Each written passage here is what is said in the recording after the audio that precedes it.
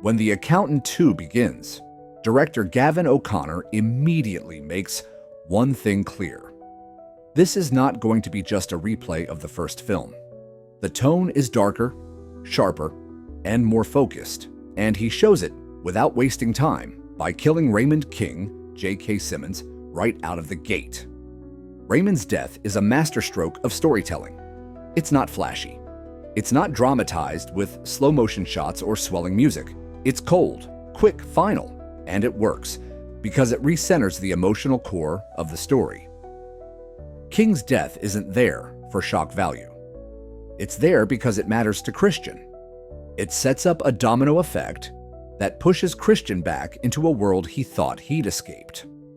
The directing choice here, restraint instead of spectacle, is what gives the death weight. You feel the loss because it's treated with gravity, not manipulation. As the film picks up, the cinematography shifts subtly.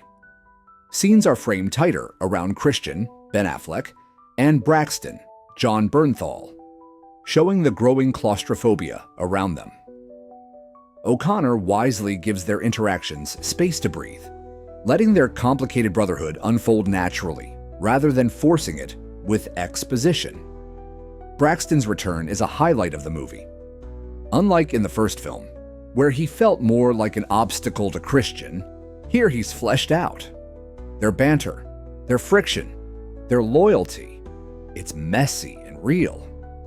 You believe these two men share a blood bond, even when they seem one punch away from killing each other.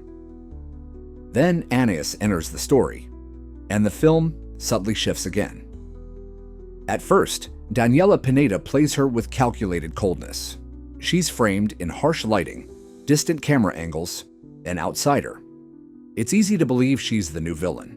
When she betrays Christian midway through the story, it feels earned because the film has quietly built her up as unpredictable and lethal. But here's where the movie surprises you. Anaïs isn't the villain at all. She's a survivor, shaped by the same cruelty Christian and Braxton fought against their whole lives. The directing pivot is subtle but brilliant. When Anaïs' true motivations are revealed, the cinematography softens around her.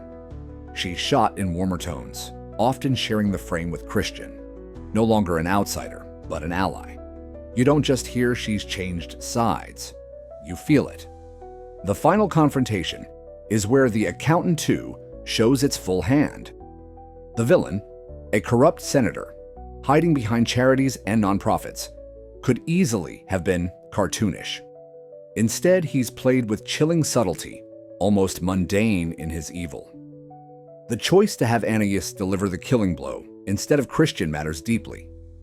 If Christian had been the one to kill him, it would have been satisfying but predictable. By giving that moment to Anaïs, the film honors her journey. It turns a standard action movie ending into a personal victory for a character who had every reason to seek justice her way.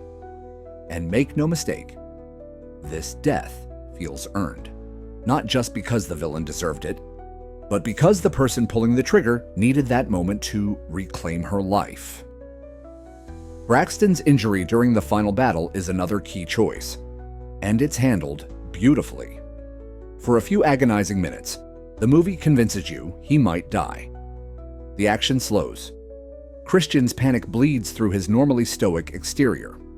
You realize how much Christian, a man who struggles to express emotion, loves his brother. Keeping Braxton alive was the right decision. Killing him would have been darker, sure, but it would have undermined the theme of second chances that the entire film builds toward. Braxton's surviving feels honest, and it keeps hope alive at the heart of the story. Finally, Mary Beth Medina's resignation gives the movie a perfect bittersweet coda. Throughout the film, Cynthia Addai Robinson portrays Medina with quiet strength.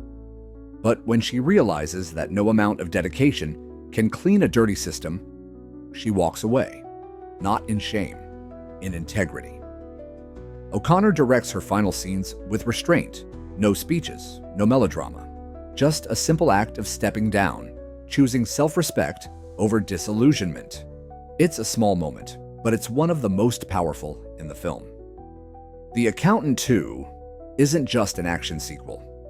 It's a story about survival, about loyalty, about what happens when broken people refuse to stay broken. Every death, every betrayal, every twist feels intentional, crafted not to shock you, but to move the characters forward.